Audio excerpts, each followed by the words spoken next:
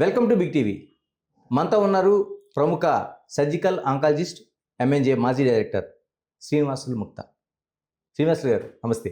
నమస్తే అండి. శ్రీనివాసులు గారు, ముందుగా శ్రీనివాసులు గారు నుంచి డాక్టర్ శ్రీనివాసులు గారు వెళ్ళే ముందు ఆ ప్రస్థానం అనేది మనకి టోటల్గా అంటే ఎక్కడ అసలు ఫ్యామిలీ ఏంటి, అసలు ఎక్కడ ఎడ్యుకేషన్ జరిగింది? మా నాన్నగారు అగ్రికల్చర్ డిపార్ట్మెంట్లో అసిస్టెంట్ డైరెక్టర్గా స్టార్ట్ అయ్యారండి. నేను 1961లో నెల్లూరులో పుట్టాను. మా నాన్నగారు ఉద్యోగరీత్యా నేను నెల్లూరు, చిత్తూరు, వైజాగ్లో ఎడ్యుకేషన్ జరిగింది.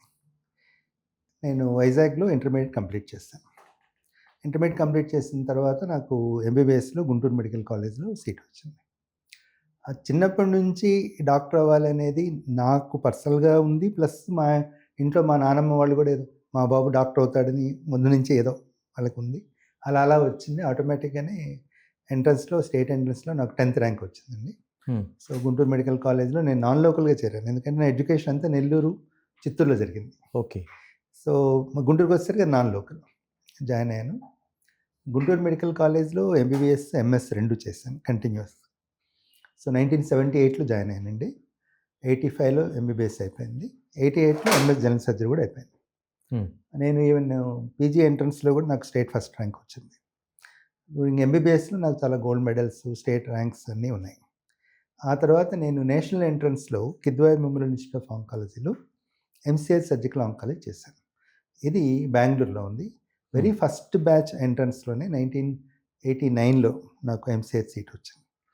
89 to 91 2 years నేను అక్కడ ఎంసీహెచ్ చేశాను. ఎంసీహెచ్ చేసిన తర్వాత అక్కడ ఫ్యాకల్టీగా ఇంకో 3 years పనిచేశానండి.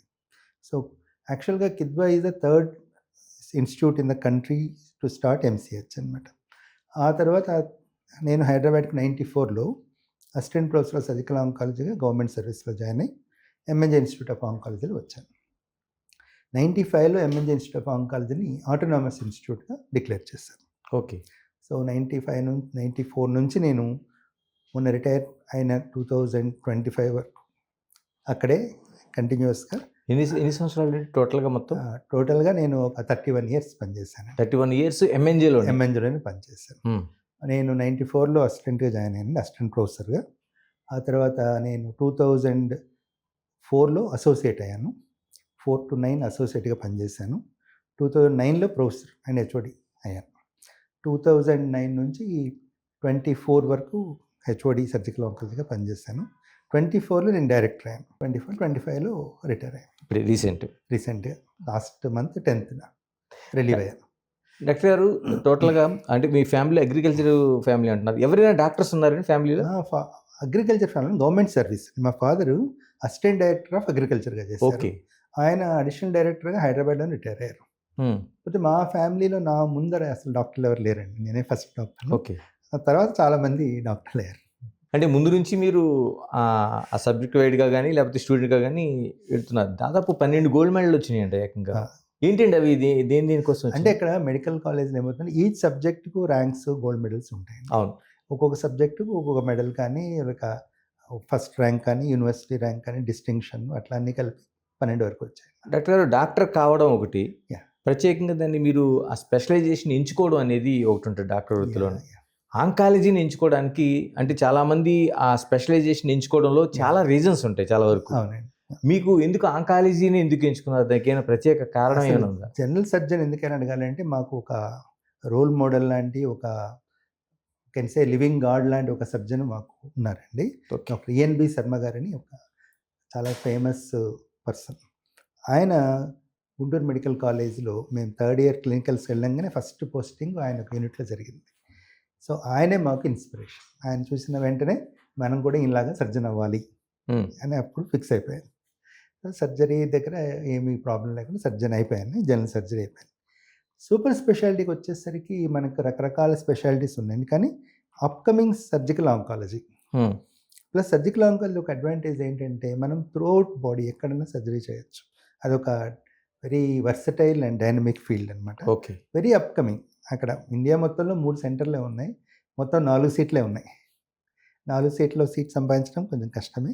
కానీ ఆ గోల్తోనే చేసాము. నేషనల్ ఎంట్రన్స్లో ఫస్ట్ ర్యాంక్ వచ్చిందండి. ఫస్ట్ ర్యాంక్ వచ్చి నేను కిద్వాయిలో జాయిన్ అయ్యాను. డాక్టర్ గారు మీ స్పెషలైజేషన్ Yeah. అంటే తెలుగులో ఒక 3 అక్షరాలు, ఇంగ్లీష్లో చూస్తే 6 అక్షరాలు, క్యాన్సర్. ఈ పదాన్ని చూస్తే మొత్తం ప్రపంచం భయపడిపోతుంది. అవునండి. ఎందుకంటారు అంత భయపడాల్సిన అవసరం ఏముంది అసలు నిజంగా క్యాన్సర్కి? ఇప్పుడు ఏమవుతుందంటే క్యాన్సర్ అనేసరికి క్యూర్ అనేది కొంచెం తక్కువ ఉంది. ఓకే. మెయిన్ ప్రాబ్లం ఏంటి, ఆ క్యూర్స్ తక్కువ ఉన్నప్పుడు ఆ క్యాన్సర్ వచ్చినప్పుడు భయపడటం ఒకటి. రెండోది ఏంటంటే క్యాన్సర్ అనగానే ట్రీట్మెంట్ కూడా కొంచెము మోర్ పెయిన్ఫుల్గా ఉంటుంది. ఎగ్జాంపుల్ సర్జరీ అనుకోండి, తర్వాత రేడియేషను, ఆ తర్వాత మెడికల్ అంటే కీమోథెరపీ కానివ్వండి, ఇవన్నీ కూడా కొంత పెయిన్ఫుల్గా ఉంటేనేటువంటి ఒక భావన ప్రజల్లో ఉన్నది. అది కొంతవరకు నిజం కూడా. దీంతో రెండో కారణం. సో ఈ 2 కారణాల వల్ల క్యాన్సర్ అని భయపడుతున్నారు. కానీ ఇప్పుడు మనం ఏ డిసీజ్ తీసుకున్నా, హార్ట్ సంబంధించింది తీసుకోండి, మనం కొంత కంట్రోల్ చేయగలం. కంప్లీట్గా కంట్రోల్ అయ్యి కంప్లీట్గా క్యూర్ అయిపోతుందని కాదు కదా. ఓకే. అలాగే క్యాన్సర్ కూడా మనము చాలా వరకు కంట్రోల్ చేయగలం, కానీ వచ్చే స్టేజ్ బట్టి ఉంటుంది. ఫర్ ఎగ్జాంపుల్ మాకు ఒక ప్రొఫెసర్ గారు చెప్పేవాళ్ళు, నీకు హార్ట్ అటాక్ వచ్చి చనిపోవాలా, క్యాన్సర్ వచ్చి చనిపోవాలా అంటే క్యాన్సర్ వచ్చి చనిపోవాలని అనుకుంటాను అన్నట్టు. ఎందుకు? క్యాన్సర్ మనకి టైం ఉంటుంది, ఒక డయాగ్నోస్ అవుతుంది, ఇంతకాలం బతుకుతామని ఒక ఐడియా ఉంటుంది, మనకున్న పనులన్నీ చక్కబెట్టుకొని ప్రశాంతంగా చనిపోవచ్చు. అదే హార్ట్ అటాక్ అంటే ఉన్నట్టుండి నైట్ చనిపోతాం, ఫ్యామిలీకి కానీ ఎవరికి కానీ ఏమి చెప్పడానికి కూడా టైం ఉండదు అనేవాళ్ళు. సో ఇప్పుడు ఏమవుతుందంటే అండి, ఏ డిసీజ్ అయినా డెత్ అనేది ఉంటుంది, కానీ క్యాన్సర్ అనేసరికి ఒక పెయిన్ఫుల్ డెత్ అనేటువంటి ఒక ఇది ఉన్నది. అంటే చివరికి పెయిన్ఫుల్ ఉంటుందండి ఆ రోగికి? పెయిన్ఫుల్ ఉంటుంది, కానీ ఇప్పుడు మనకి పాలియేటివ్ కేర్ అని ఒక స్పెషాలిటీ ఉంది. ఈ పాలియేటివ్ కేర్ ఏంటంటే డెత్ విత్ డిగ్నిటీ. అంటే పేషెంట్ ఎటువంటి సఫరింగ్ లేకుండా చాలా స్మూత్గా షుడ్ పాస్ అవే అనేటువంటి కాన్సెప్ట్ అనమాట.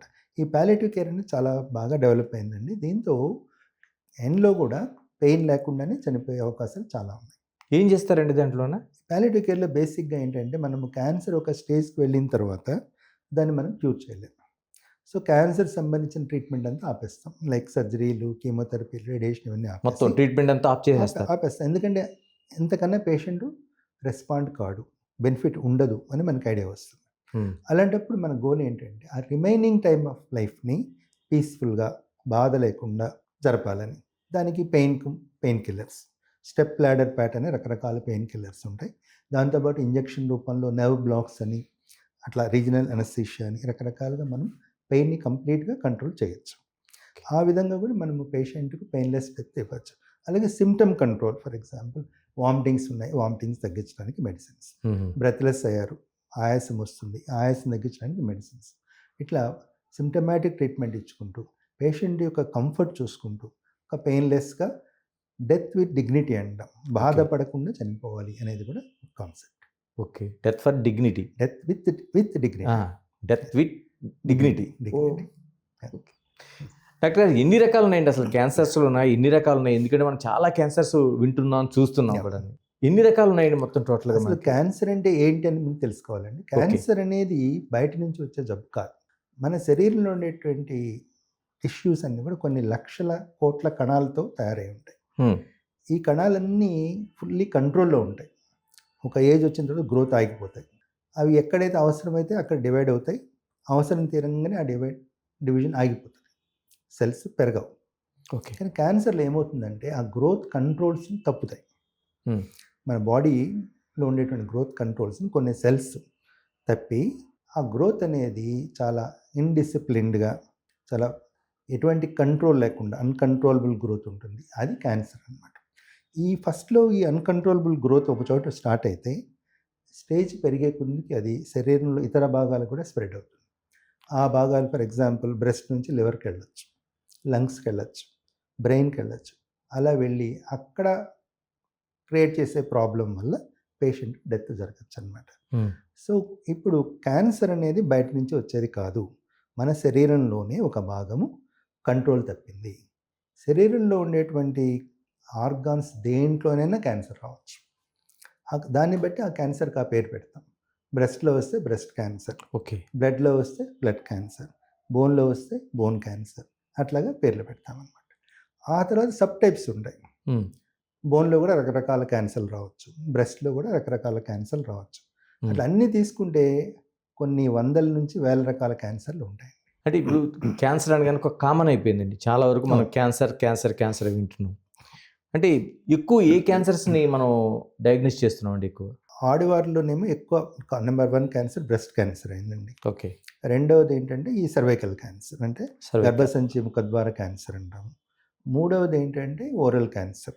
ఈ 3 ఆడవారిలో కామన్. అదే మగవాళ్ళకి వచ్చేసరికి లంగ్ క్యాన్సర్ కామనెస్ట్ అండి. తర్వాత ఓరల్ అండ్ థ్రోట్, నోటి క్యాన్సరు కామన్. తర్వాత స్టమక్ కూడా కామన్ ఉంటాయండి. అంటే మనం ఇప్పుడు చిన్నపిల్లలకి, మహిళలకి, లేకపోతే పురుషులకి Yeah. ఇలాగా, అంటే వృద్ధులకి ఇలా క్యాన్సర్లో ఏమైనా డివైడేషన్ ఉందండి? అంటే ఏ ఏజ్లో ఉన్న వాళ్ళకి? స్పెసిఫిక్గా ఉండదండి, కానీ కొన్ని క్యాన్సర్లు కొన్ని ఏజెస్లో కామన్ ఉంటాయి. కానీ ఈ ఏజ్లో ఈ క్యాన్సర్ రాదు అని మనం ఖచ్చితంగా చెప్పలేం. చిన్నపిల్లలు కొన్ని కామన్ క్యాన్సర్లు ఉంటాయి. ఫర్ ఎగ్జాంపుల్ చిన్నపిల్లలు లివర్ తీసుకోండి, లివర్లో హెపటోబ్లాస్టోమా ఒక క్యాన్సర్ కామన్గా వస్తుంది.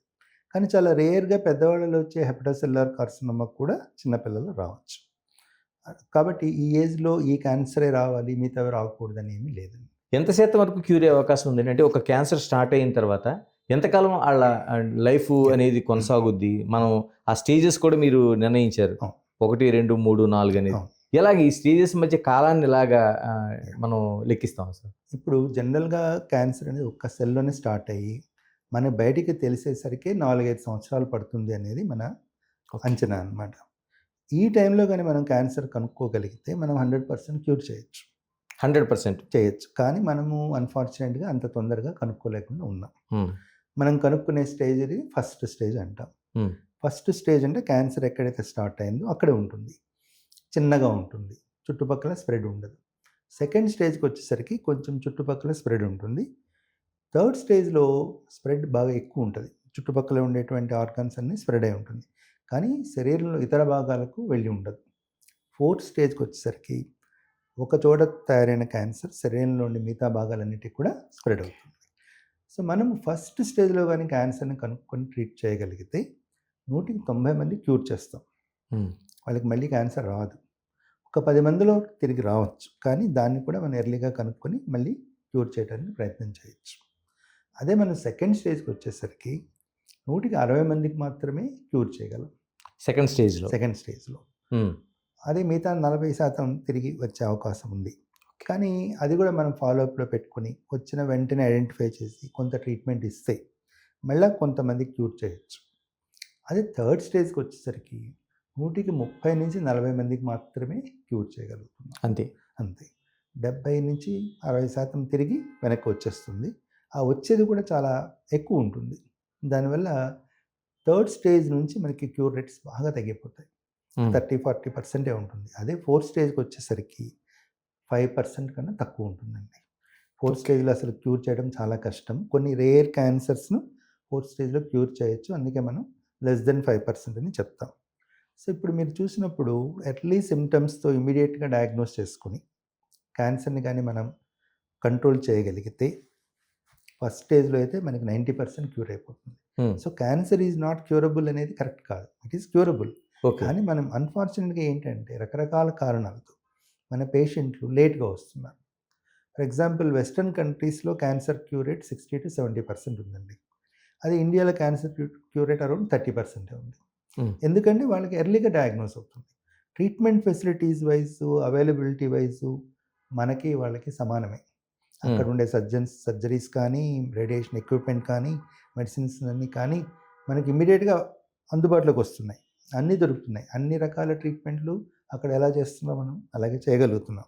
రిజల్ట్స్ కూడా సమానంగా ఉన్నాయి, ఒక్కో చోట ఇంకా మంచిగా కూడా ఉన్నాయి. కానీ ఎందుకు క్యూర్ రేట్ తక్కువ ఉందంటే మన పేషెంట్లు లేట్ స్టేజ్లో వస్తున్నారు. అక్కడ ఎర్లీ స్టేజ్లో ఎక్కువ మంది వస్తారు. ఫస్ట్ సెకండ్ స్టేజ్లోనే 180 మంది వస్తారు. ఎందుకని మనం డయాగ్నోసిస్ ఎందుకు చేయలేకపోతున్నాం అసలు ఫస్ట్? దీనికి కారణం ఏంటంటే ల్యాక్ ఆఫ్ ఫెసిలిటీస్ అనే చెప్పాలండి. ఒకటి ఓ పక్కనేమో అవేర్నెస్.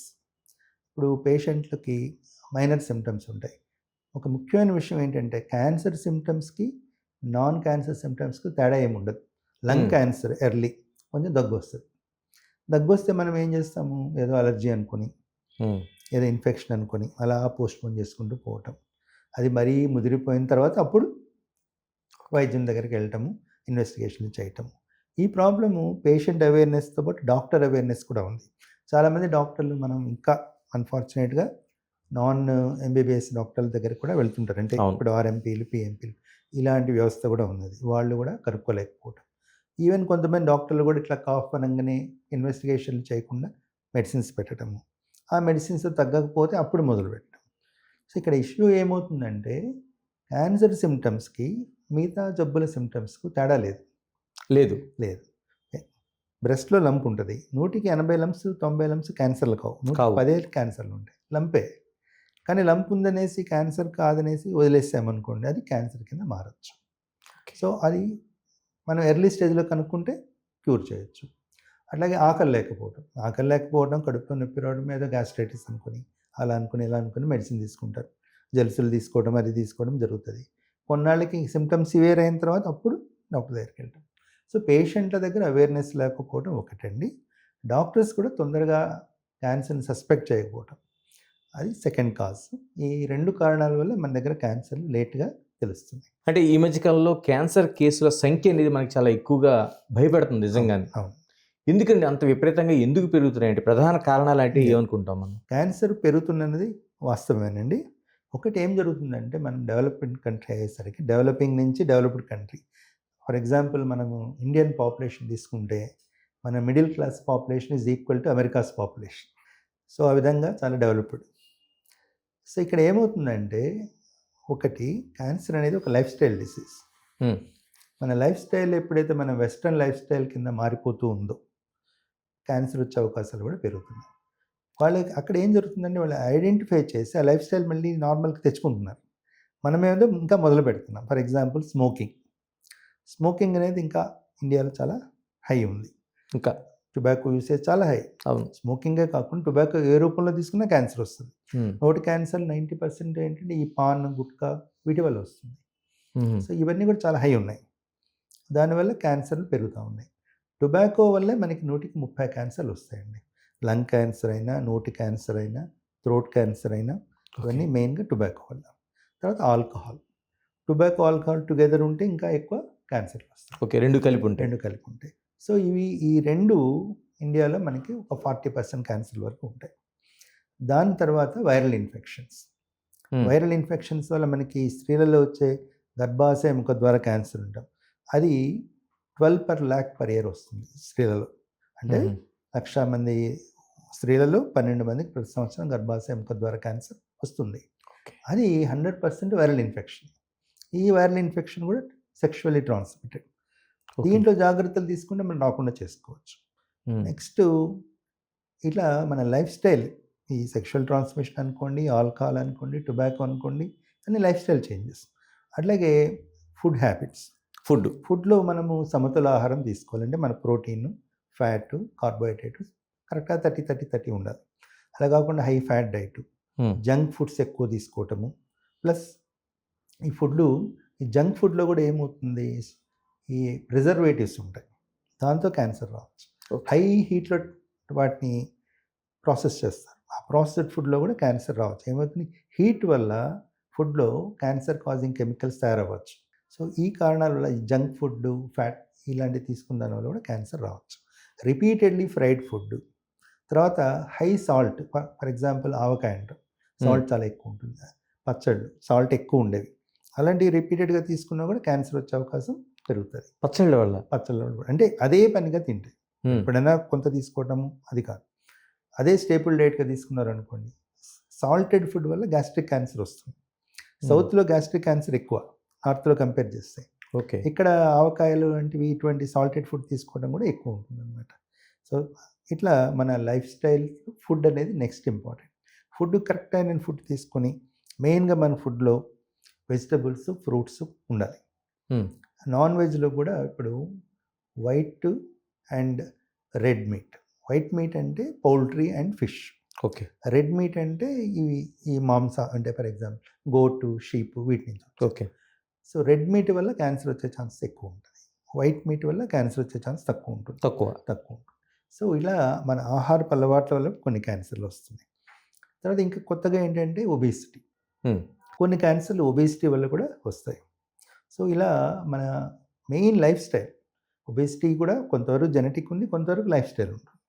సో లైఫ్ స్టైల్గా మంచిగా ఉంటే టొబాకో, ఆల్కహాల్ అవాయిడ్ చేయటము, ఈ సెక్షువల్లీ ట్రాన్స్మిటెడ్ డిసీజ్ రాకుండా జాగ్రత్తలు తీసుకోవటం, మంచి ఫుడ్ హ్యాబిట్స్, ఎక్సర్సైజ్, ఒబేసిటీ లేకపోవటం, వీటి వల్ల చాలా వరకు మనం క్యాన్సర్ రాకుండా ఆల్మోస్ట్ 60-70% క్యాన్సర్స్ రాకుండా కాపాడచ్చు. అంతేకాకుండా ఈ హెల్తీ లైఫ్ స్టైల్ అనేది ఒక క్యాన్సర్కే కాదు, హార్ట్ అటాక్లు రాకుండా కూడా కాపాడుతుంది, బీపీ షుగర్ రాకుండా కాపాడుతుంది, అలాగే బ్రెయిన్ స్ట్రోక్స్ రాకుండా కాపాడుతుంది.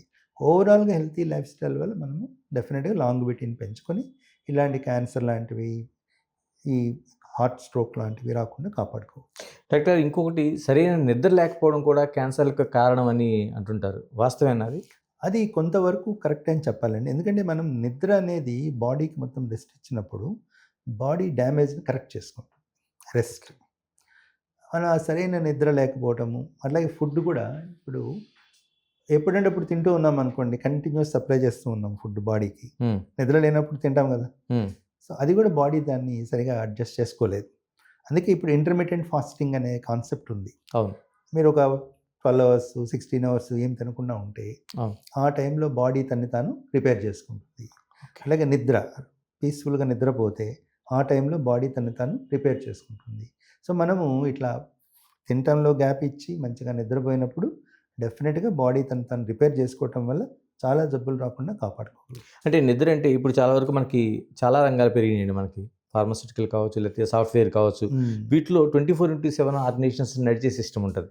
అంటే ఉదయం మాత్రమే కాకుండా డ్యూటీలు, రాత్రిపూట కూడా చేసే అదే డ్యూటీలు. అండి, అది కూడా ఏంటంటే మన సిర్కాడియన్ రిథమ్ అంటాం దీన్ని. అంటే డే అండ్ నైట్లో మన బాడీలో చేంజెస్ ఉంటాయి. నైట్ ఒక సిస్టమ్ పనిచేస్తే డే టైం ఒక సిస్టమ్ పనిచేస్తుంది. ఇప్పుడు ఈ నైట్ డ్యూటీస్ ఎక్కువగా ఉండటం వల్ల ఈ సిర్కాడియన్ రిథమ్ కొంతవరకు డ్యామేజ్ అవుతుంది, ఆల్టర్ అవుతుంది. దానివల్ల రకరకాల జబ్బులు వచ్చే అవకాశం ఉన్నదండి. మరొకటి పొల్యూషన్ వల్ల కూడా చాలా వరకు వచ్చే అవకాశం ఉంది అంటున్నారు. డెఫినెట్గా పొల్యూషన్ వల్ల కూడా క్యాన్సర్ పెరిగే అవకాశం ఉంది. ఎస్పెషల్లీ ఎయిర్ పొల్యూషన్ మనకు తెలిసిందే, స్మోక్. ఈ స్మోక్లో చాలా క్యాన్సర్ కాజింగ్ ఉంటాయి. వెహికులర్ స్మోక్ అనుకోండి, టొబాకో స్మోక్ అనుకోండి, ఏ స్మోక్ అయినా. సో అది ఒకటి ఉంది. రెండోది ఏంటంటే మనకి ఎక్కువగా వాటర్ అండ్ ఫుడ్ పొల్యూషన్. మన పంటల్లో ఎక్కువగా మనము వాడేది ఏంటి, పెస్టిసైడ్స్ అండ్ ఫెర్టిలైజర్స్. ఈ పెస్టిసైడ్స్, ఫెర్టిలైజర్స్ని ఎక్కువ వాడుతున్నప్పుడు ఆ రెసిడ్యూ అంతా గ్రౌండ్లోకి వెళ్ళిపోతుంది, గ్రౌండ్ వాటర్ పొల్యూట్ అయిపోతుంది. ఓకే. ఆ గ్రౌండ్ వాటరే మనకి తిరిగి రకరకాల వెల్ వాటర్ అనుకోండి, రివర్ వాటర్ అనుకోండి, ఏదైనా గ్రౌండ్ వాటరే మళ్ళీ మనం తాగుతాం. సో మనం తాగే వాటరే కంటామినేట్ అయింది. దాంతోపాటు మనం తినే ఫుడ్ మొత్తం కూడా కంటామినేట్ అయింది.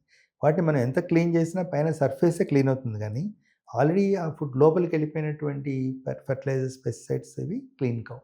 సో దీనివల్ల కూడా క్యాన్సర్ వచ్చే ఛాన్సెస్ పెరుగుతాయి. అందుకే ఆర్గానిక్ ఫార్మింగ్ అనే కాన్సెప్ట్ వచ్చింది కదా.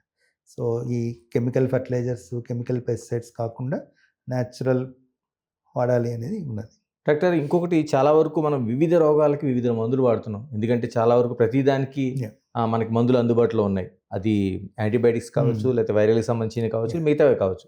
వీటి వల్ల కూడా క్యాన్సర్స్ వచ్చే అవకాశం ఉందని చాలా వరకు జనరల్స్ మనకు చెప్తూ ఉన్నారు. ఎలా దాన్ని?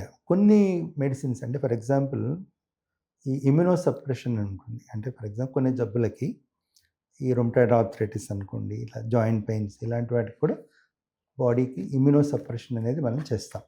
ఆ చేసినప్పుడు అలాంటివి వాడినప్పుడు డెఫినెట్గా క్యాన్సర్ వచ్చే ఛాన్సెస్ కొంచెం పెరుగుతాయి.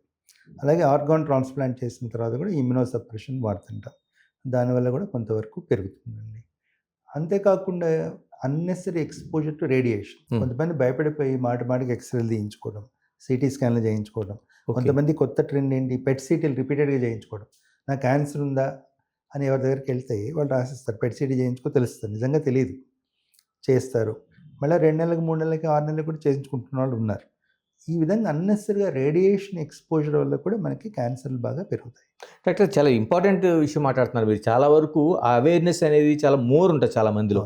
అంటే పెట్ స్కాన్ చేయించుకుంటే క్యాన్సర్ను ముందుగా గుర్తించవచ్చు అనేది చాలా వరకు ఇప్పటికే పెద్ద ప్రచారం ఉంది. అంటే పదే పెట్ స్కాన్ చేయించుకున్నా ఆ రేడియేషన్ వల్ల క్యాన్సర్ వచ్చే అవకాశం ఉంది. డెఫినెట్గా ఉందండి. ఎందుకంటే పెట్ స్కాన్లో చాలా రేడియేషన్ వస్తుంది. పెట్ స్కాన్లు మాటికి చేయించుకోకూడదు, ఎస్పెషల్లీ ఇండికేషన్ లేకుండా. అంటే ఇప్పుడు పెట్ స్కాన్ అనేది ఒక క్యాన్సర్ స్పెసిఫిక్ ఇన్వెస్టిగేషన్ కాదు. పెట్ స్కాన్లో ఒక్కోసారి ఇన్ఫెక్షన్ ఉన్నా కూడా పాజిటివ్ కనపడుతుంది. మనకి టీబీ చాలా కామను, హీల్డ్ టీబీ కూడా కామను. మామూలు లంగ్ ఇన్ఫెక్షన్ ఉండొచ్చు, బాడీలో ఇంకెక్కడో ఏదో ఇన్ఫెక్షన్ ఉండొచ్చు, అది కూడా కనబడుతుంది. అది చూసిన దగ్గర నుంచి మనకి రకరకాల టెన్షన్లు వస్తాయి. బాడీలో మైనర్ ఇన్ఫెక్షన్ ఉన్నా కూడా ఆ టైంలో ఉందనుకోండి, పెట్ స్కాన్లో ఆ పార్ట్లో ఏదో ప్రాబ్లం ఉన్నట్లు కనబడుతుంది. సో అది వన్ టైం ఇన్వెస్టిగేషన్ కాదు. పెట్ స్కాన్ ఇవాళ చేయించుకున్నాం, ఓకే నార్మల్ ఉంది అంటే ఇంకా 6 monthsలో క్యాన్సర్ రాదా? రావచ్చు కదా. ఓకే. సో అంటే ఎన్నిసార్లు చేయించుకుంటారు? ఎవరీ 3 months చేయించుకుంటారా? ఎవరీ 6 months చేయించుకుంటారా? చేయించుకోవడం చాలా హార్మ్ఫుల్. అలా చేయించుకోకూడదు. సో పెట్ స్కాన్ అనేది క్యాన్సర్ స్క్రీనింగ్ టెస్ట్ కాదు.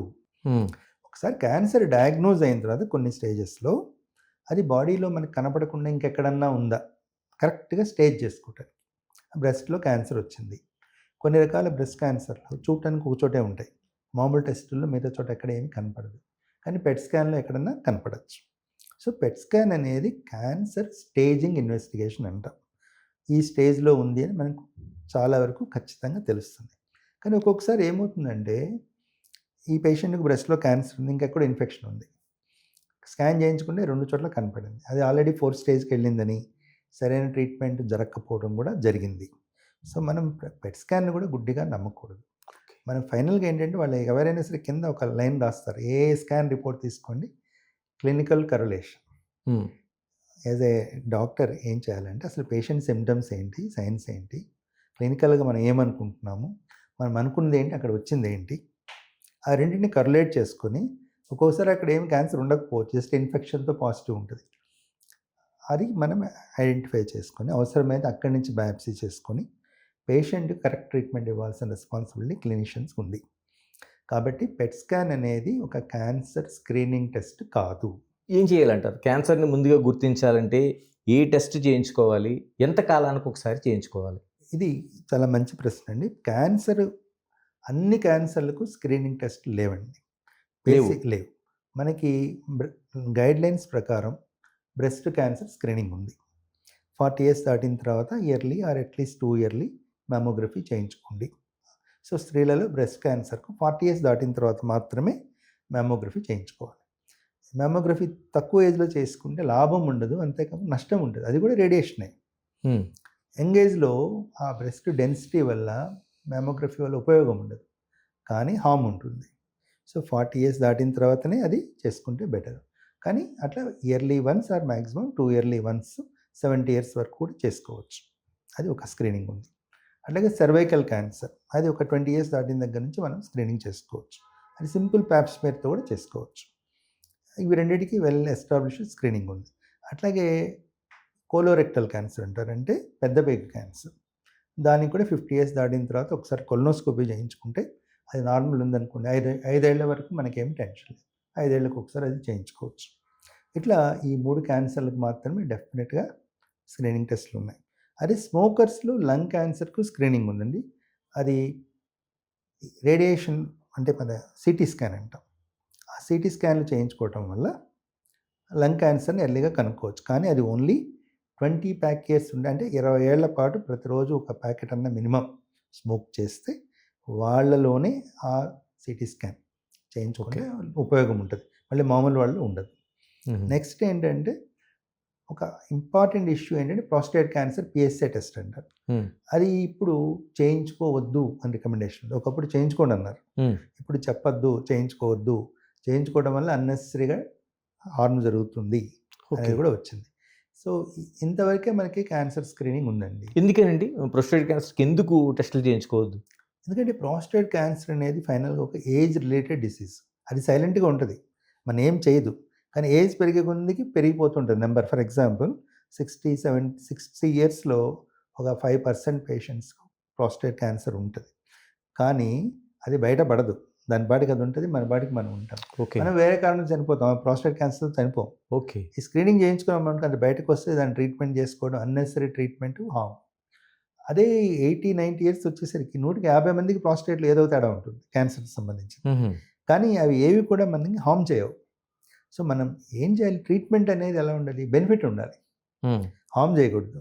సో ఎర్లీగా ఇది కనుక్కోవటం వల్ల హార్మే జరుగుతుంది, బెనిఫిట్ జరగట్లేదు అనేటువంటి కంక్లూషన్కి వచ్చాం. ప్రాస్టేట్ క్యాన్సర్ ఎలా ఉంటుందంటే మనకి వెరీ లో రిస్క్ అంటాం, వాళ్ళు క్యాన్సర్ డయాగ్నోజ్ అయినా సరే అబ్జర్వేషన్లో పెడతాం, ట్రీట్మెంట్ ఇవ్వాల్సిన అవసరం లేదు. ఓకే. అలాంటి వాళ్ళని అనవసరంగా ఈ ప్రాస్టేట్ పిఎస్ఏ చేసి క్యాన్సర్ ఉందని భయపెట్టి వాళ్ళని టెన్షన్ పెట్టే కన్నా చేయకుండా ఉండండి. సిమ్టమ్స్ ఉంటే చూసుకోవచ్చు. అప్పుడు మరి మిగతా క్యాన్సర్‌లకి ఎలాగా అనే ప్రశ్న వస్తుంది. మెయిన్‌గా మన బాడీలో ఏ సిమ్టమ్ ఉన్నా క్యాన్సర్ సిమ్టమ్ అవ్వచ్చు. కానీ 99% క్యాన్సర్ ఉండదు. మామూలు సిమ్టమ్స్. ఫర్ ఎగ్జాంపుల్ ఇందాక చెప్పాను దగ్గు. అవును. అవును. దగ్గు అనేది చాలా కామన్‌గా వస్తుంటది, పోతుంటది. జనరల్‌గా ఏం చేయాలంటే ఒక 3, 4 వీక్స్ లోపల మన సిమ్టమ్స్ కంప్లీట్‌గా తగ్గిపోవాలి. హ్మ్. ఆ 3, 4 వీక్స్ లోపల సిమ్టమ్స్ బాడీలో ఏదైనా తగ్గకపోతే అప్పుడు అది ఏంటని ఇన్వెస్టిగేషన్ చేయించుకోవాలి. హ్మ్. చేయించుకుంటే అప్పుడు అది క్యాన్సర్ ఉందా లేదా తెలుస్తుంది. దాన్ని బట్టి ట్రీట్మెంట్ తీసుకోవడం బెస్ట్ అనమాట. సో ఎనీ సిమ్టమ్ అంటే బ్రెస్ట్‌లో లంప్ ఉంది. 2, 3 వీక్స్ చూసారు తగ్గట్లేదు. డాక్టర్ దగ్గరికి వెళ్లి టెస్ట్ చేయించుకోండి. 99% ఉండకపోవచ్చు. ఓన్లీ 1% ఉంటది. కానీ ధైర్యంగా వెళ్లి చేయించుకుంటే ఆ 1% కూడా మనం సక్సెస్‌ఫుల్‌గా క్యాన్సర్ ట్రీట్మెంట్ తీసుకొని క్యూర్ చేసుకోగలుగుతాం. అలాగే దగ్గు ఉంది. అలాగే ఆకలి లేదు. జీర్ణం సరిగ్గా కావటం లేదు. అజీర్తి ఆర్ మోషన్‌లో బ్లడ్ పడుతుంది. దగ్గులో బ్లడ్ పడుతుంది. ఇలా సిమ్టమ్స్ ఏమున్నా సరే 2, 3 వీక్స్‌లో తగ్గకపోతే మాక్సిమం 4 వీక్స్. వెంటనే డాక్టర్ దగ్గరికి వెళ్లి టెస్ట్ చేసుకుంటే క్యాన్సర్‌ని మనం ఎర్లీగా కనుక్కోవచ్చు. డాక్టర్ ఈ మధ్య కాలంలో చిన్న పిల్లల్లో క్యాన్సర్ కేసులను ఎక్కువ వింటున్నాం మనం. అంటే ఇది జీన్స్ ద్వారా వచ్చేవా? లేకపోతే ఇలాగ బై బర్త్‌లోనే ఉంటాయా? మధ్యలో వచ్చే అవకాశం ఏమైనా ఉందా? బై బర్త్‌లు తక్కువ ఉంటాయండి. మోస్ట్ ఆఫ్ దెమ్ 3, 4 ఇయర్స్‌లోనే స్టార్ట్ అవుతాయి. హ్మ్. కాకపోతే ఏమవుతుందంటే కొంత డ్యామేజ్ బిఫోర్ బర్త్ జరుగుతది. చిన్న పిల్లల్లో ఏంటంటే మనము 2 హిట్ థియరీ అని ఒకటి ఉంటుంది. అంటే half damage already before birth జరిగింది. మిగతా హాఫ్ ఆఫ్టర్ బర్త్ జరుగుతది. దాంట్లో క్యాన్సర్‌లు వస్తాయి. మనకేంటంటే పిల్లల పాపులేషన్ పెరుగుతూ ఉన్నప్పుడు ఈ నేచురల్‌గా ఈ క్యాన్సర్స్ ఎక్కువ ఉంటాయి. రెండోది ఏంటంటే మనకి డిఫెక్టివ్ ఓవమ్ అంటే స్పెర్మ్ ఉంటుంది. అంటే చెప్పలేం మనం ఎందుకు వస్తుంది అనేది. హ్మ్. ఒకవేళ ఆల్రెడీ ఆ ఓవమ్‌లో గాని, ఆ స్పెర్మ్‌లో గాని ఏదో క్యాన్సర్ కాజింగ్ ప్రాబ్లమ్ ఉందనుకోండి, ఓకే. వాటి నుంచి పుట్టే పిల్లల్లో కూడా క్యాన్సర్ వచ్చే అవకాశం ఉంటుంది.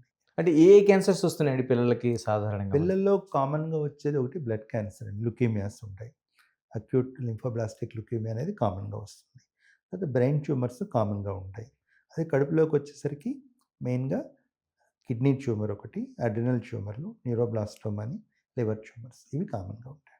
ఇక ట్రీట్మెంట్‌కి సంబంధించి మాట్లాడుకుంటే అండి, క్యాన్సర్ అనగానే లక్షల రూపాయలు ఖర్చయ్యే ఒక యాహ్! అతి పెద్దది అంటే ఆ శరీరం ఆ బాధను అనుభవిస్తది ఒకటి. హ్మ్. రెండోది ఆర్థికంగా అంటే అవును. లక్షల రూపాయలు వెచ్చించాల్సిన హ్మ్. పరిస్థితులు వస్తున్నాయి. ఎందుకంటారు? అంటే తక్కువలో జరిగే అవకాశమే లేదు ఇంకా క్యాన్సర్‌కి?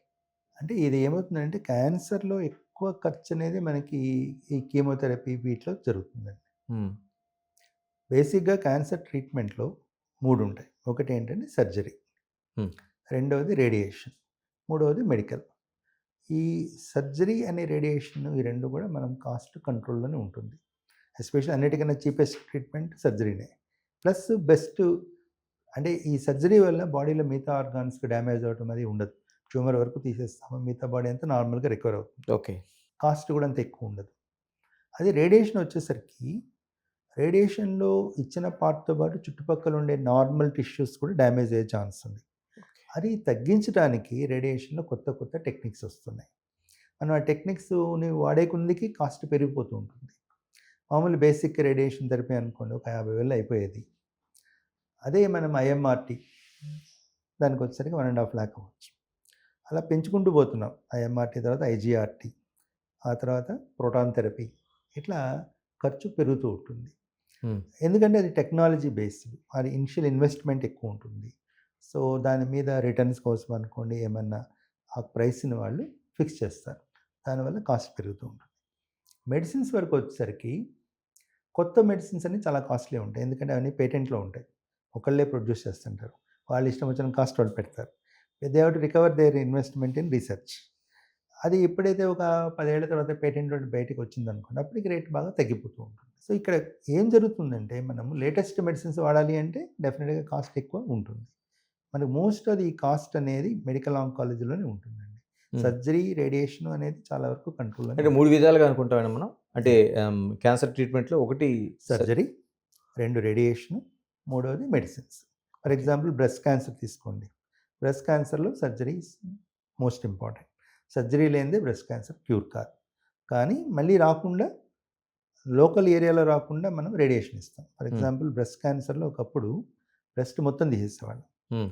ఇప్పుడు ఏం చేస్తున్నాము, ఆ లంప్ వరకు గడ్డ ఎంత వరకు ఉందో ఆ గడ్డ చుట్టుపక్కల తీసేయటం, మిగతా బ్రెస్ట్ని మనం సేవ్ చేస్తాం.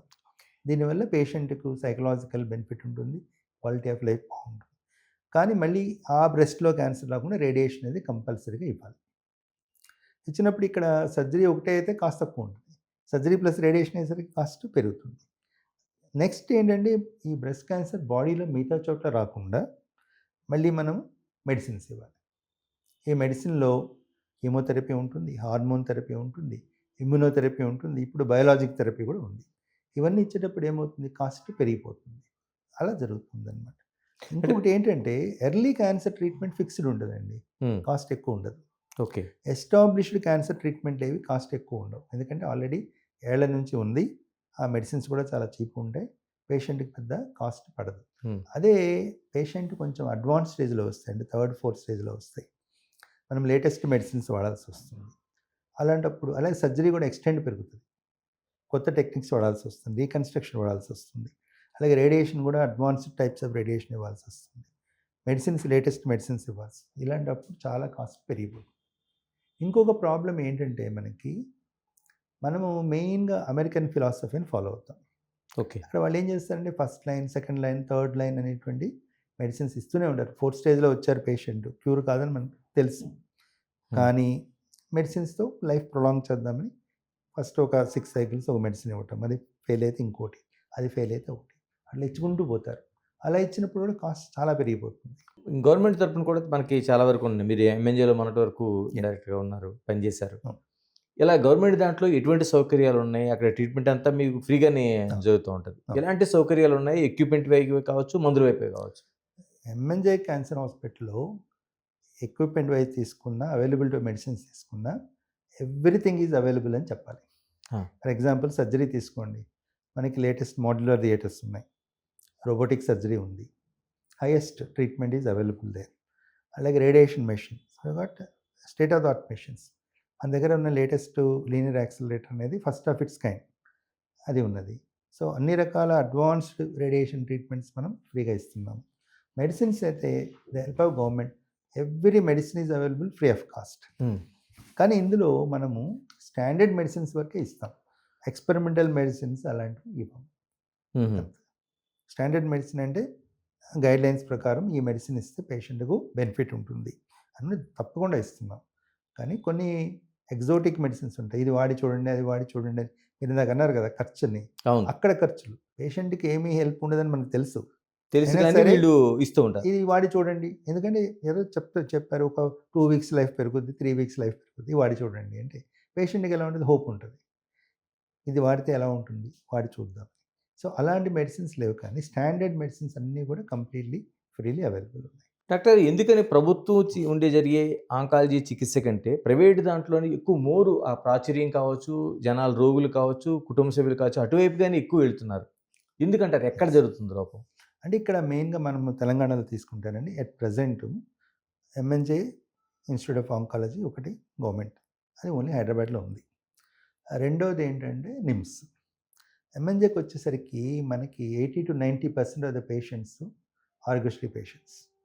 ఆరోగ్యశ్రీ లేకపోయినా అదర్ స్టేట్స్ నుంచి వస్తే మన రకాల గవర్నమెంట్ స్కీమ్స్లో కంప్లీట్ ఫ్రీ ట్రీట్మెంట్ ఇస్తున్నాం. వచ్చేసరికి అక్కడ ఉండేటువంటి ఫెసిలిటీస్ అనేవి ఈ middle class, upper middle class వాళ్ళకి నచ్చవు. జనరల్ వార్డులో ఉండాలి, వెయిటింగ్ టైం ఉంటుంది, బిహేవియర్ ఆఫ్ ఎంప్లాయీస్ బాగుండకపోవచ్చు, వాళ్ళకి ప్రైవేట్ సెక్టర్లో దొరికేంత కంఫర్ట్ ఉండకపోవచ్చు. ట్రీట్మెంట్ మంచిగా జరుగుతుంది, క్యూర్ బాగుంటుంది, ఫ్రీగా జరుగుతుంది, కానీ ఆ కంఫర్ట్ లెవెల్ అనేది మనం ఇంకా క్రియేట్ చేయలేకుండా ఉన్నాం. ఎందుకంటే వర్క్ లోడ్, ఒకటే క్యాన్సర్ సెంటర్ ఉంది, వేరేజ్ ప్రైవేట్ సెక్టర్లో చూసుకుంటే నెంబర్స్ చాలా తక్కువ ఉంటాయి. అండ్ కంపేర్ టు ఈ MNJ number of patients treatment అనేది తక్కువ, ప్లస్ డెఫినెట్గా ఛార్జెస్ చాలా ఎక్కువ ఉంటాయి, వాళ్ళకి కంఫర్ట్ లెవెల్ ఎక్కువ ఉంటుంది, క్లీన్లెస్ అనుకోండి, సపరేట్ రూమ్స్ అనుకోండి, అండ్ అటెన్షన్ ఎక్కువ, ఇలాంటివన్నీ ఉంటాయి, స్టాఫ్ డెఫినెట్గా. సో దీనివల్ల ఈ మిడిల్ క్లాస్ కానివ్వండి, ఈ మిడిల్ క్లాస్ నుంచి అందరూ ప్రైవేట్ సెక్టర్కి వెళ్ళాలని చూస్తారు. సో మనం ఏం చేయాలంటే ఈ క్యాన్సర్ ఫెసిలిటీస్ని త్రూఅవుట్ స్టేట్ డెవలప్ చేసుకొని గవర్నమెంట్ సెక్టర్లో, అక్కడ యాంబియన్స్ నుంచి, బిహేవియర్ ఆఫ్ స్టాఫ్ నుంచి, and treatment modalities and waiting times ఇవన్నీ మనం కంట్రోల్ చేయగలిగితే డెఫినెట్గా అందరూ గవర్నమెంట్ హాస్పిటల్స్కి వస్తారు. మీరేం చేశారండి? డైరెక్టర్‌గా మీరు ఎటువంటి చేయగలిగారు ఎంఎన్‌జేలో సంబంధించి? అంటే ఎంత ఉంటదండి? ఓపీ ఎంత ఉంటది? మనకి ఎంఎన్‌జేకి సంబంధించి? మనకి per year around 15,000 new cases register అవుతాయండి. అంటే 15,000 పర్ కేసెస్. ఇయర్ అంటే పర్ మంత్ రఫ్లీ 1200 కేసెస్ వరకు అవుతాయి. నెక్స్ట్ ఏంటంటే రిపీట్ ఓపీస్ అంటే ఓల్డ్ పేషెంట్స్. వీళ్ళు 1.5 to 2 lakhs వరకు వస్తారు. సో రఫ్‌గా మన ఓపీ 2-2.5 lakhs పర్ ఇయర్ ఉంటుందండి. పర్ ఇయర్ 2-2.5 lakhs లక్షలు. లక్షలు ఒక్క ఎంఎన్‌జేకి. ఒక ఎంఎన్జేకి. ఎందుకంటే క్యాన్సర్ పేషెంట్ ఫస్ట్ రిజిస్టర్ అయిన తర్వాత ట్రీట్మెంట్ ఇందాక చెప్పినట్లు మనకి సర్జరీ ఉంది, రేడియేషన్ ఉంది, ప్లస్ ఈ డ్రగ్స్ ఉన్నాయి. వీటి కోసం రిపీటెడ్గా హాస్పిటల్కి రావాల్సి వస్తుంది.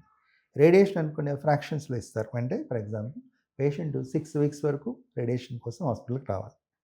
అదే కీమోథెరపీ అనుకోండి 6-8 సైకిల్స్ ఉంటాయి. కొంతమందిని ఇంకా ఎక్కువ కూడా ఉంటుంది. సో అన్నిసార్లు వాళ్ళు హాస్పిటల్కి వస్తూ ఉండాలి. ఆ తర్వాత క్యాన్సర్ ట్రీట్మెంట్ అయిపోయిన తర్వాత కూడా వాళ్ళు రెగ్యులర్ ఫాలోఅప్కి రావాలి. ఫాలోఅప్లో మనం ఏంటంటే క్యాన్సర్ మళ్ళీ ఏమైనా వచ్చిందా అని చూసుకోవడం ఒకటి, ఆ ట్రీట్మెంట్ రిలేటెడ్ సైడ్ ఎఫెక్ట్స్ ఏమైనా ఉన్నాయని చూసుకోవడం ఒకటి, పేషెంట్ను కేర్ఫుల్గా ఫాలోఅప్ చేసుకోవాలి. దానికోసం కూడా మనము ఫస్ట్ ఇయర్లో ఎవ్రీ 3 months రమ్మంటాం, సెకండ్ ఇయర్లో ఎవ్రీ 6 months రమ్మంటాం. సో క్యాన్సర్ లేకపోయినా కూడా వాళ్ళు మళ్ళీ హాస్పిటల్కి వచ్చి ఓకే. చూపించుకోవాలి. సో ఈ విధంగా మనకి నెంబర్ ఆఫ్ పేషెంట్స్ అయితే 2-2.5 lakhs పర్ ఇయర్ ఉంటారండి. ఎలాగండి? దీన్ని తగ్గించడం కోసం ఏం చేశారు? ఇంకా అంటే మిగతా సెంటర్స్ అన్నిటిని కూడా డెవలప్ చేయాల్సిన అవసరం ఉంది. ఎందుకంటే ఉంది. తెలంగాణ వ్యాప్తంగా ఉంది. ఉంది కాబట్టి. అదే ఇప్పుడు గవర్నమెంట్ వైజ్ ఏంటంటే మనం ఒక క్యాన్సర్ పాలసీని తీసుకొస్తున్నామండి. ఇందులో ఏంటంటే ఎవ్రీ డిస్ట్రిక్ట్‌లో ఒక డిస్ట్రిక్ట్ క్యాన్సర్ కేర్ సెంటర్ అనేది స్టార్ట్ చేస్తాం. హ్మ్. ఆల్రెడీ స్టార్ట్ అయ్యాయి. లాస్ట్ మంత్‌లోనే స్టార్ట్ చేశాము సెప్టెంబర్‌లో. ఇందులో ఏంటంటే బేసిక్ క్యాన్సర్ డయాగ్నోసిస్, ఆ తర్వాత క్యాన్సర్ కీమోథెరపీ. ఇందాక నేను చెప్పినట్లు 6-8 టైమ్స్ హైదరాబాద్ రావాలి వాళ్ళు. దాని ఓకే. బదులు అక్కడే మనం కీమోథెరపీ ఇవ్వగలిగితే హ్మ్. వాళ్ళు అక్కడ 6-8 టైమ్స్ ఇక్కడ దాకా వచ్చే పని ఉండదు. ఇంటి దగ్గరలో ఉన్నప్పుడు వాళ్ళు ముందుగా రావటం, కరెక్ట్ టైంకి రావటం, కాంప్లయన్స్ అంటాం. పేషెంట్ కరెక్ట్‌గా ట్రీట్మెంట్ తీసుకోవడం బావుంటుంది. అట్లాగే ఈ పాలియేటివ్ కేర్ గురించి ఇందాక చెప్పాను. అంటే పేషెంట్ లాస్ట్ స్టేజ్‌లోకి వెళ్ళినప్పుడు వాళ్ళు కంఫర్ట్ క్రియేట్ చేయాలి. ఆ కంఫర్ట్ క్రియేట్ చేయడానికి వాళ్ళు హైదరాబాద్ దాకా రాకుండా అక్కడే కంఫర్ట్ క్రియేట్ చేస్తున్నాం. సో ఒక 10 బెడ్ క్యాన్సర్ కీమోథెరపీ సెంటర్, ఒక 10 బెడ్ పాలియేటివ్ కేర్ సెంటర్ అక్కడ స్టార్ట్ చేసాం. సో చాలా వరకు మనకు ఫెసిలిటీస్ అక్కడ డెవలప్ అయినప్పుడు ఇక్కడ తగ్గుతది లోడు. నెక్స్ట్ ఏంటంటే రీజనల్ క్యాన్సర్ సెంటర్స్ అని పాత 10 జిల్లాల్లో ఒక్కోటి డెవలప్ చేస్తున్నాం. ఓకే. అది ఆల్రెడీ అప్రూవల్ అయిపోయింది. డెఫినెట్‌గా అనదర్ 2-3 monthsలో వర్క్ స్టార్ట్ అవుతుంది. అలాగా అన్ని చోట్ల ప్రతి జిల్లాలోనూ ఒక క్యాన్సర్ సెంటర్ వస్తే పేషెంట్స్‌కు చాలా కంఫర్ట్ ఉంటుంది. ఎందుకంటే వాళ్ళు అంత దూరం నుంచి హైదరాబాద్ దాకా డయాగ్నోసిస్ కానీ, ట్రీట్మెంట్ కానీ రానవసరం లేదు. 90% ఆఫ్ క్యాన్సర్స్‌ని మనం అక్కడే ట్రీట్ చేస్తాం. మిగిలిన కొంచెం కాంప్లికేటెడ్ ట్రీట్మెంట్స్ ఏమన్నా ఉండే వాళ్ళు హైదరాబాద్‌కి వచ్చి ఎంఎన్‌జేకి వచ్చి ట్రీట్మెంట్ తీసుకునేలాగా చేస్తున్నాం. ఇలా జరిగినప్పుడు డెఫినెట్‌గా పేషెంట్ యొక్క బెనిఫిట్ ఉంటుంది. ఎర్లీ డయాగ్నోస్ అవుతుంది. ఇప్పుడు ఫర్ ఎగ్జాంపుల్ సిమ్టమ్స్ పోస్ట్‌పోన్ చేసుకుంటారని చెప్పాను. హ్మ్. ఇప్పుడు వాళ్ళు హైదరాబాద్ రావాలంటే ఎక్కువ పోస్ట్‌పోన్ చేసుకుంటారు. అవును. నేటివ్ ప్లేస్‌లోనే పక్కనే ఉందంటే తొందరగా వెళ్తారు. అవును. అట్లాగే ట్రీట్మెంట్ ఇలా 6 weeks హైదరాబాద్‌లో ఉండాలంటే చాలామంది ఇబ్బంది ఎక్స్‌పెన్సివ్. పడతారు. అవును. అదే నేటివ్ ప్లేస్‌లోనే మనకి ట్రీట్మెంట్ దొరికిందనుకోండి, ఈజీగా డెఫినెట్‌గా కాంప్లయన్స్ ఉంటుంది. సో, ఆ విధంగా ఈ క్యాన్సర్ ట్రీట్మెంట్‌ని మొత్తం స్టేట్ అంతా స్ప్రెడ్ చేస్తున్నాం. దాంతో కూడా డెఫినెట్‌గా మనకి మంచి రిజల్ట్స్ వస్తాయి.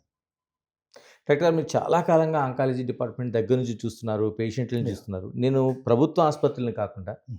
ప్రైవేట్ సెక్టార్ కోసం మాట్లాడదలుచుకున్నాను. ఎందుకంటే ట్రీట్మెంట్ కావచ్చు, లేకపోతే మందులు కావచ్చు, లేకపోతే సర్జరీలు కావచ్చు. హ్మ్. మొత్తం ఒక మెడికల్ మాఫియా లాగా క్యాన్సర్‌ని తయారు చేస్తుంది. అంతర్జాతీయంగా మాట్లాడుతున్నాను. ఒక ఒక ఆంధ్రప్రదేశో, తెలంగాణో లేకపోతే భారతదేశమో లేకపోతే హ్మ్. మాట్లాడట్లేదు. హ్మ్. క్యాన్సర్ అనే దాన్ని పెద్ద బూచిగా చూపించి, దాన్ని కోట్ల రూపాయల బిలియన్ డాలర్ల వ్యాపారంగా చూపిస్తున్నారనేది ఒక పెద్ద విమర్శ ఉంది. యాహ్! మీరు ఈ దీర్ఘకాల అనుభవంతో ఏం చెప్తారసలు? ఇది కొంతవరకు కరెక్ట్ అండి. కొంతవరకు కాదని చెప్పాలి. ఎందుకంటే క్యాన్సర్ అనేది పెరుగుతుంది వాస్తవం. మామూలుగా చూసుకుంటే కాజ్ ఆఫ్ డెత్‌కి ఏదో కారణం ఉండాలి. మనకి number 1 cause of death in elderly is cardiac problems. హ్మ్. ఈవెన్ కార్డియాక్ కూడా పెద్ద మాఫియా ఉందంటారు. స్టెంట్‌ల మాఫియా అవును. ఉందంటారు నేను అని అంటారు. మెడికల్‌కి టోటల్‌గా నేను ఆ! మెడికల్‌కి చెప్తున్నది. సో, ఇక్కడ ఏమవుతుందంటే మనం ఖచ్చితంగా అది నిజంగా మాఫియానా కాదా అనేది చెప్పలేము. ఇప్పుడు ఏదైనా సరే మనము what we are calling is evidence based medicine అనేది జరుగుతుంది. హ్మ్. అంటే ఒక స్టడీ చేసి ఈ ట్రీట్మెంట్ వల్ల లాభం ఉంది అంటేనే అది ఇవ్వటం జరుగుతుంది. కానీ ఇప్పుడు రీసెంట్గా వచ్చిన ఈ సోకాల్డ్ ఎవిడెన్స్ బేస్డ్ మెడిసిన్ కూడా మనం నమ్మలేకుండా ఉన్నాం. ఓకే. డెఫినెట్గా ఈ ట్రీట్మెంట్ వల్ల బెనిఫిట్ ఉంది అని వచ్చినా సరే నిజంగా ఉందా లేదా అని అనుమానించాల్సిన పరిస్థితి వచ్చింది. వెరీ ఫేమస్ జర్నల్స్లో వచ్చినటువంటి స్టడీస్ కూడా ఫేక్ స్టడీస్ అని ప్రూవ్ అయ్యాయి. హ్మ్. ఒక ఓకే. వెరీ ఫేమస్ స్టాండర్డ్ జర్నల్స్లో ఒక స్టడీ వస్తే ఆ తర్వాత అది ఫేక్ అని ప్రూవ్ అయిన ఇన్సిడెన్సెస్ కూడా ఉన్నాయి. ఓకే.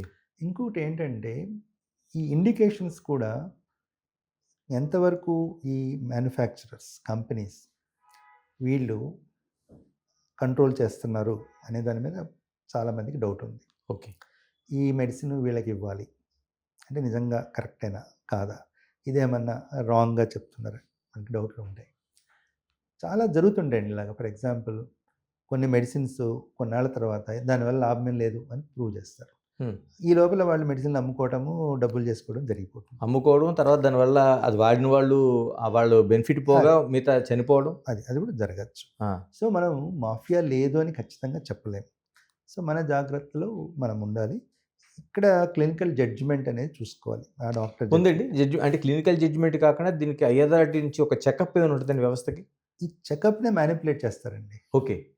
ఇప్పుడు మాకు కామన్‌గా జరుగుతుంది ఏంటంటే ఎఫ్‌డీఏ అనేది ఒక స్టాండర్డ్ హ్మ్. Food and drug administration of USA. వాళ్ళు ఈ డ్రగ్ మంచిదే అని అప్రూవ్ చేస్తే అది మంచిదే అనుకోవాలి. కానీ వాళ్ళు ఏం చేస్తున్నారు? ఎలా మ్యానిపులేట్ చేస్తున్నారు?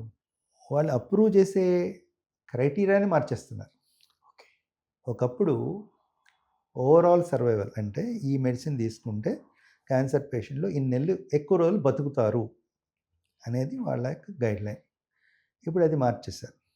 ప్రోగ్రెషన్ ఫ్రీ సర్వైవల్ అని, డిసీజ్ ఫ్రీ సర్వైవల్ అని పెట్టారు.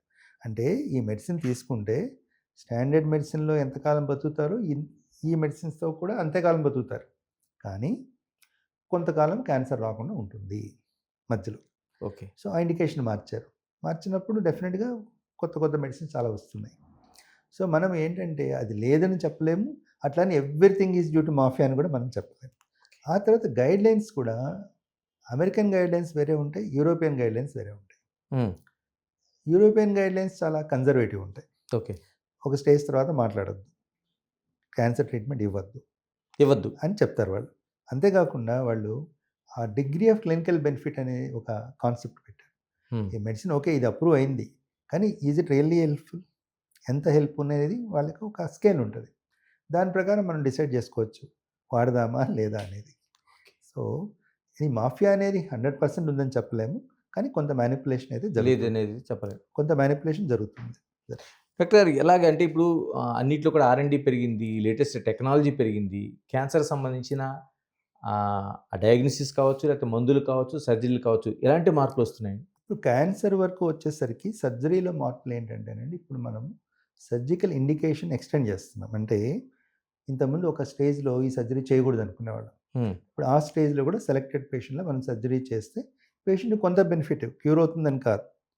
ఒక 6 నెలలో, సంవత్సరమో బెనిఫిట్ ఉండొచ్చు. ఈ యొక్క ఎక్స్టెంట్ ఆఫ్ సర్జరీని పెంచుతూ ఉన్నాం. ఫర్ ఎగ్జాంపుల్ కడుపులో క్యాన్సర్ వచ్చి కడుపంతా స్ప్రెడ్ అయింది. పెరిటోనియం డిసీజ్ అంటాం. హ్మ్. అలాంటప్పుడు మనం సర్జరీ చేసేవాళ్ళం కాదు. ఇప్పుడు ఏంటంటే మనం సర్జరీ చేసి దానంతా రిమూవ్ చేసి ఆ తర్వాత కీమోథెరపీ లాంటిది ఏమైనా ఇస్తే పేషెంట్ కొంత బెనిఫిట్ ఉంటుంది. సో ఎక్స్టెంట్ ఆఫ్ సర్జరీ మనం పెంచుకుంటూ వస్తున్నాం. రెండోది ఏంటంటే కన్జర్వేటివ్ సర్జరీ కూడా ఎక్కువైంది. ఫర్ ఎగ్జాంపుల్ బ్రెస్ట్ క్యాన్సర్‌లో బ్రెస్ట్ మొత్తం తీయకుండా ఆ గడ్డ వరకు తీసేసి ట్రీట్మెంట్ ఇచ్చినా సరే క్యూర్ చేయొచ్చు. సో మనము పేషెంట్ క్వాలిటీ ఆఫ్ లైఫ్ ఇవ్వటం. అలాగే ఒక బోన్ క్యాన్సర్‌లో కాలు తీసేయకుండా ఆ బోన్ వరకు తీసేసి అక్కడ ఒక ప్రాసెస్ పెట్టడం. దాంతో నార్మల్ కాలుతో వాళ్ళు నడుస్తారు. నార్మల్ పనులన్నీ చేసుకుంటారు. ఆ విధంగా కన్జర్వేటివ్ సర్జరీ చేయటం అనేది సెకండ్. మూడోది మనం ఏం చేస్తున్నామంటే ఈ మినిమల్లీ ఇన్వేసివ్ సర్జరీ అనేది బాగా వచ్చింది. అంటే కీహోల్ సర్జరీ అంటాం. ఇన్‌స్టెడ్ ఆఫ్ పెద్ద కోతలు పెట్టి అలా సర్జరీ చేయకుండా చిన్న హోల్స్ ద్వారా లోపలికి వెళ్ళి మంచిగా చూసుకొని ఏది అవసరమో దాన్ని మొత్తం తీసేసి సర్జరీ చేయటం వల్ల పేషెంట్ ఎర్లీ రికవరీ ఉంటుంది. నెక్స్ట్ ఎర్లీ రికవరీ ఉన్నప్పుడు ఫర్దర్ ట్రీట్మెంట్ కూడా ఎర్లీగా జరుగుతుంది. కీమోథెరపీ, రేడియేషన్ కూడా ఎర్లీగా ఇవ్వచ్చు. అవన్నీ కాకుండా ఈ స్కార్ రిలేటెడ్ ప్రాబ్లమ్స్, కాస్మెసిస్ కూడా ఉండదు. ఫర్ ఎగ్జాంపుల్ థైరాయిడ్ ఉంది. థైరాయిడ్‌కి ఇక్కడ స్కార్ ఉంటుంది.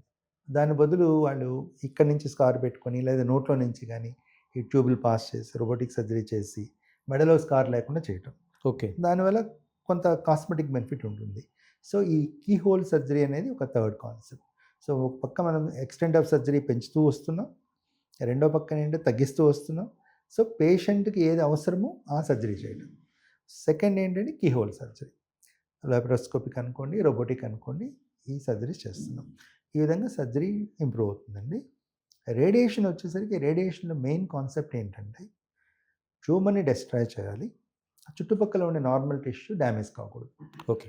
సో కొత్త మెషిన్లు కానివ్వండి, సాఫ్ట్వేర్ అనుకోండి, టెక్నాలజీ అనుకోండి, రకరకాల టెక్నాలజీస్తో మనం ట్యూమర్ వరకు డెస్ట్రాయ్ చేసి ఆ చుట్టుపక్కల ఉండే సాఫ్ట్ టిష్యూస్, నార్మల్ టిష్యూస్ ఏవి డ్యామేజ్ కాకుండా అడ్వాన్స్మెంట్స్ వస్తున్నాయి. అలాగే మెడికల్ ఆంకాలజీ మెయిన్ పర్పస్ ఏంటంటే శరీరం అంతా స్ప్రెడ్ అయిన క్యాన్సర్ని కంట్రోల్ చేయటం. దాంట్లో ఒకప్పుడు ఓన్లీ కీమోథెరపీ, హార్మోన్ థెరపీ ఉండేది. తర్వాత బయాలజిక్ థెరపీ, ఇప్పుడు ఇమ్యునోథెరపీ, టార్గెటెడ్ థెరపీ ఒకటి ఉంది. అంటే ఆ ట్యూమర్లో ఎలాంటి టైప్ ఆఫ్ సెల్స్ ఉన్నాయో తెలుసుకోవడం, ఆ పర్టికులర్ సెల్స్ని డెస్ట్రాయ్ చేసేలాగా టార్గెటెడ్ థెరపీ ఇవ్వటం. సో ఈ విధంగా ప్రిసిషన్ మెడిసిన్ అంటున్నాం. ప్రిసిషన్ మెడిసిన్ అంటే ఎగ్జాక్ట్గా ఏది అవసరమో అది చేయటం అనమాట. అది జరుగుతుంది. ఇలా ఈ మధ్య కాలంలో ఆయుర్వేదంలో మీకు 100% క్యూర్ అంటున్నారు, హోమియోపతిలో 100% క్యూర్ అంటున్నారు. అంటే మీరు ఎలాగా ఇంగ్లీష్ వైద్యంలో ఉన్నారు, అలోపతిలో ఉన్నారు, సర్జన్గా ఉన్నారు. ఇలా దీన్ని కూడా విశ్వసించాల్సిన అవసరం ఉందండి ఏమైనా? అంటే అక్కడ ఏం జరుగుతుందని మనకు ఖచ్చితమైన ఐడియా లేదండి, టెల్ ఫ్రాంక్లీ. కానీ మా వరకు చూసుకుంటే కొంతమంది పేషెంట్లు అడుగుతారు, అంటే ఎప్పుడైతే మనము స్టేజ్ 4లో ఉంది, మనం పెద్దగా బెనిఫిట్ ఏమీ ఉండదు అన్నప్పుడు చెప్తాం ట్రై చేసుకోండి అని. ఓకే. కానీ మా వరకు అక్కడికి వెళ్ళి ట్రై చేసుకుని మళ్ళీ బాగున్నాము అని వచ్చిన వాళ్ళు కనపడలేదు. 4th స్టేజ్లో. 4th స్టేజ్లో ఎక్కువ ముదిరిపోయిన తర్వాత మేము ఎప్పుడైతే చేతులెత్తేసి మీరు ఆల్టర్నేటివ్ మెడిసిన్ ట్రై చేస్తామంటే చేసుకోండి అని చెప్తాం. వాళ్ళు వెళ్ళి మెడిసిన్ తీసుకుంటున్నారు, కానీ తీసుకుంది మాకు క్యూర్ అయిపోయింది, మేము బాగున్నామని వచ్చిన వాళ్ళు లేరు. అది ఫస్ట్ పాయింట్. సో సెకండ్ ఏంటంటే మనం ట్రీట్మెంట్ ఇచ్చేటప్పుడు వాళ్ళు అడిగితే మీరు వేరే ట్రీట్మెంట్ తీసుకోవద్దనే చెప్తాం. ఫర్ ఎగ్జాంపుల్ మేము క్యాన్సర్ ట్రీట్మెంట్ తీస్తున్నాం, అదే టైంలో మేము ఆయుర్వేద, హోమియో కూడా తీసుకోవచ్చు అని అడుగుతారు. వద్దంటే వద్దని చెప్తాం. ఎందుకంటే మా మెడిసిన్ ఇస్తే ఏం జరుగుతుంది, ఏం కాంప్లికేషన్లు వస్తాయి, ఎంత బెనిఫిట్ అనేది మనకు ఖచ్చితంగా తెలుసు. దానికి ఇంకో మెడిసిన్ యాడ్ చేస్తే ఆ కాంప్లికేషన్లు ఏమొస్తాయి, దానివల్ల పేషెంట్కి ఏం హామ్ జరుగుతుంది మాకు ఐడియా ఉండదు. సో ఇట్లా రెండు మాత్రం కలపద్దనే చెప్తాం. సో ఎర్లీ క్యాన్సర్లో మేము వీలైనంత వరకు మా ట్రీట్మెంట్ ఇచ్చినప్పుడు ఎంత క్యూర్ అవుతుంది ఏంటి చెప్తాము. కొంతమంది ఎర్లీ క్యాన్సర్లో కూడా మాకు ట్రీట్మెంట్ వద్దని వెళ్ళి ఆయుర్వేద తీసుకొని బాగా ముద్ర పెట్టుకొని వచ్చిన వాళ్ళు కూడా ఉన్నారు.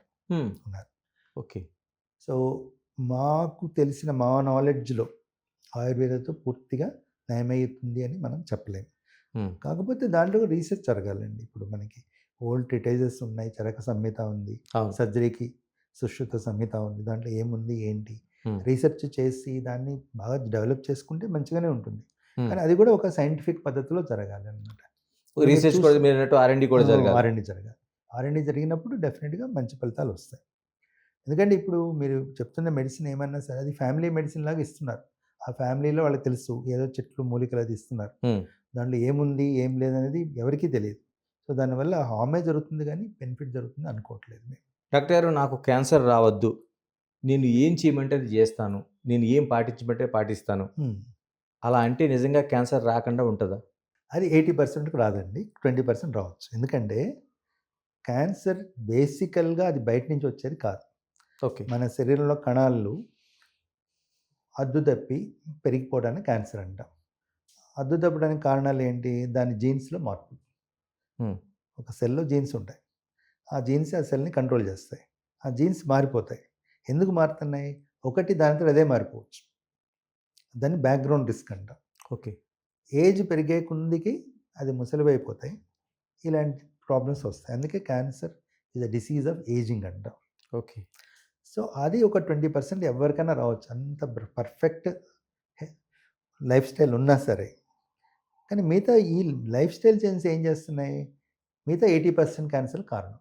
So first no tobacco, no alcohol, food habits మంచిగా ఉండటం, ఈ సేఫ్ సెక్స్ ప్రాక్టీస్ చేసి వైరల్ ఇన్ఫెక్షన్ రాకుండా చూసుకోవటం, కావాల్సిన వ్యాక్సిన్స్ తీసుకోవటం, ఆ తర్వాత ఎక్సర్సైజ్, ఒబేసిటీ లేకుండా ఉండటం, అన్నెసరీ టెస్ట్లు, అన్నెసరీ మెడిసిన్స్ తీసుకోకుండా ఉంటాం.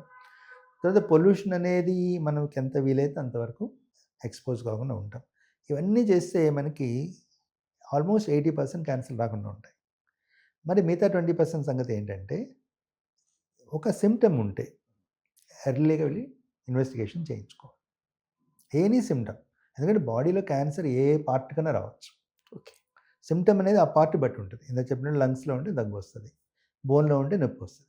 బోన్ పెయిన్ ఏదో వచ్చింది, వస్తే ఓకే 2-3 వీక్స్ ట్రీట్మెంట్ తీసుకున్నాం, తగ్గిపోవాలి, నార్మల్ అయిపోవాలి. లేదంటే ఇన్వెస్టిగేషన్ చేయించుకోవాలి.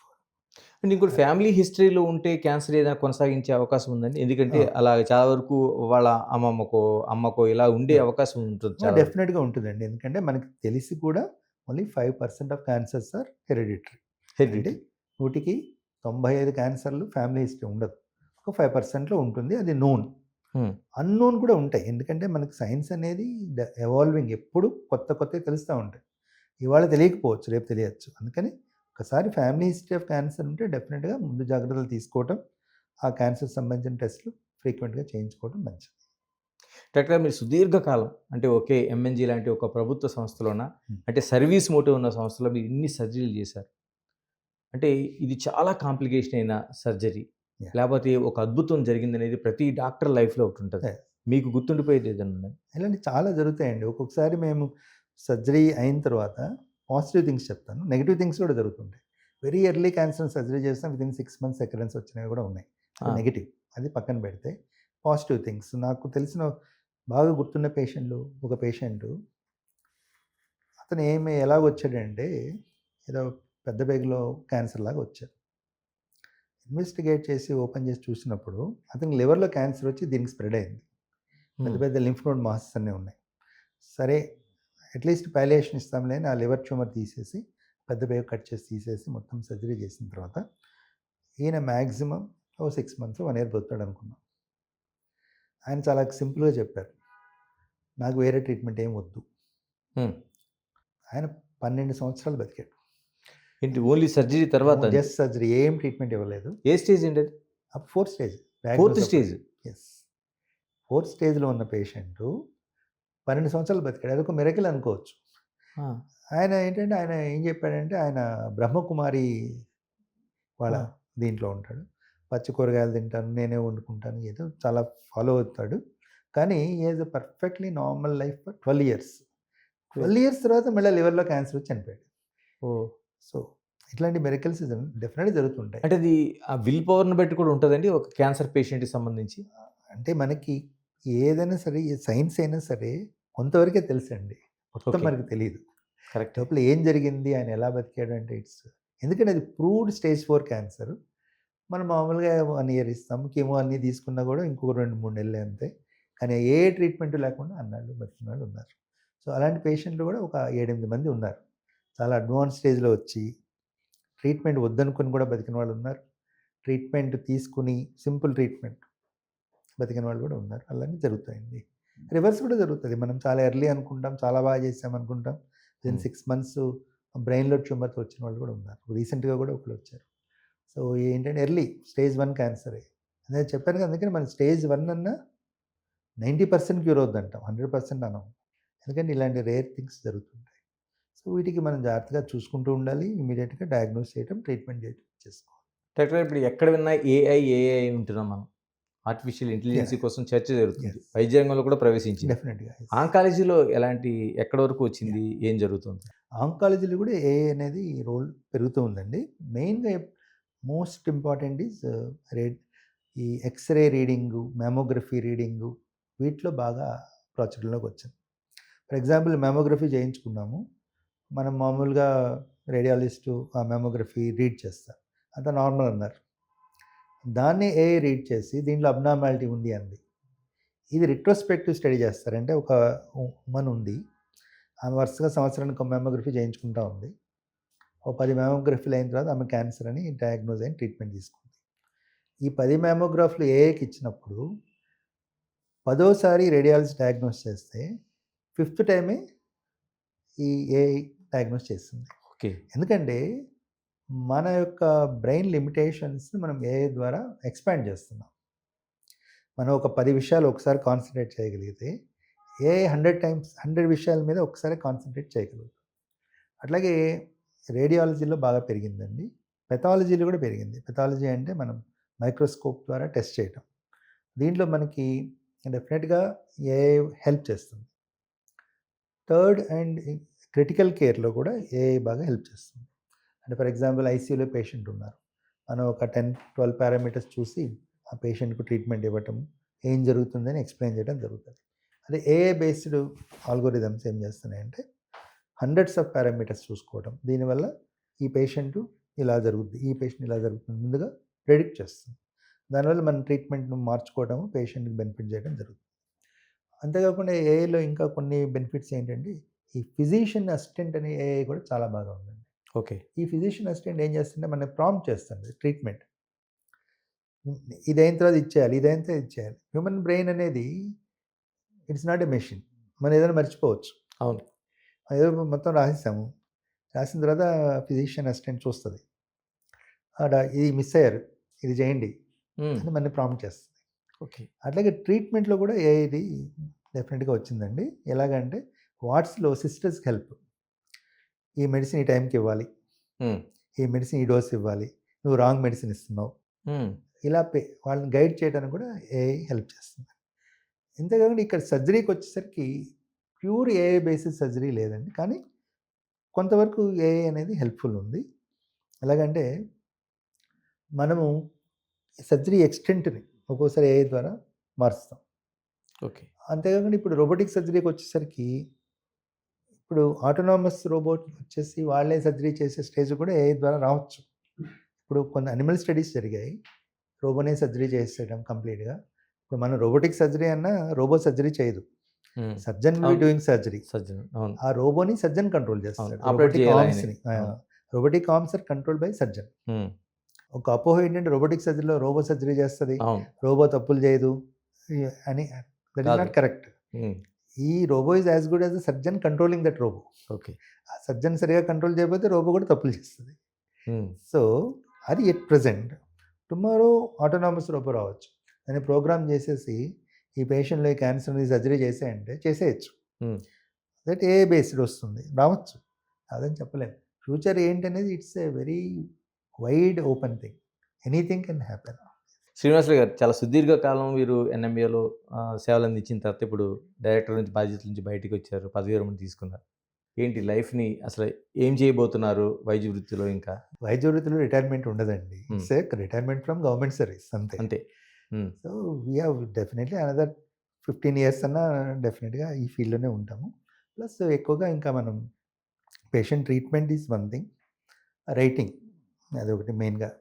మన ఎక్స్పీరియన్స్ని బట్టి కొన్ని డెఫినెట్గా ఏదో చాలా పేపర్స్ పబ్లిష్ అయినాయి, ఇంకా కొత్త బుక్స్ కూడా రాద్దామనే పరిశోధన వైపు అది జరుగుతుంది. పరిశోధన చాలా జరిగింది ఇంతవరకు, చాలా పేపర్స్ పబ్లిష్ చేసాం. ఇకపైన కొన్ని బుక్స్ మన ఎక్స్పీరియన్స్ బేస్డ్, మన థాట్ బేస్డ్ బుక్స్ రాద్దామనేది కూడా ఉంది. ఇవి రెండు మెయిన్ థింగ్ అండి. మీ ఫ్యామిలీ? ఫ్యామిలీ వైఫ్ గైనకాలజిస్ట్ అండి, she is practising, and sons ఇద్దరు జనరల్ సర్జన్స్. ఓకే, మొత్తం డాక్టర్స్ ఫ్యామిలీ. పెద్దవాడు జనరల్ సర్జరీ అయిపోయింది, ఇప్పుడు ఎంసీహెచ్ ఎంట్రన్స్ ప్రిపేర్ అవుతున్నాడు. చిన్నవాడు ఫైనల్ ఇయర్ ఎంఎస్ జనరల్ సర్జరీలో ఉన్నాడు.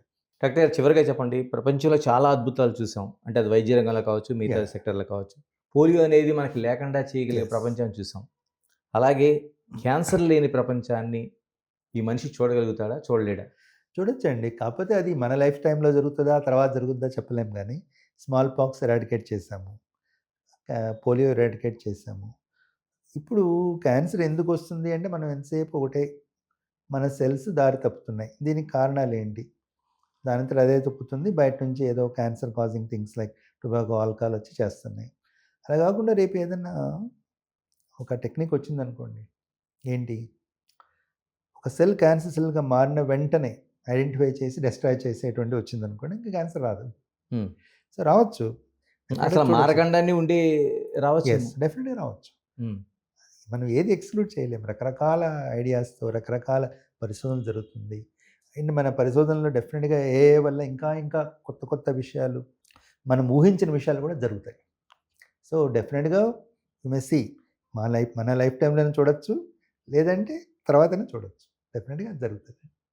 థ్యాంక్ యూ డాక్టర్ గారు, thank you very much. Thank you. ఇది టోటల్గా అటు క్యాన్సర్ కావచ్చు, లేకపోతే ప్రభుత్వ వైద్యం కావచ్చు, ప్రైవేట్ వైద్యంలో జరుగుతున్న లోపాలు కావచ్చు, ప్లస్ ఆర్ మైనస్ ఏదైనా కావచ్చు, ఏదైనా క్యాన్సర్ అనేది ఇప్పటికుండే పరిస్థితుల్లోన భయపడాల్సిందే, కానీ భవిష్యత్తులో నిజంగా క్యాన్సర్ లేని ప్రపంచాన్ని మనిషి చూసే అవకాశం ఉంది. ఎందుకంటే వైద్య రంగంలో అనేక అద్భుతాలు జరిగాయి, ఈ అద్భుతం కూడా జరిగే అవకాశం ఖచ్చితంగా ఉంటుందని డాక్టర్ శ్రీనివాసులు అభిప్రాయపడుతున్నారు. Keep watching big TV. This is Ganesh. For more videos like this, subscribe Big TV channel.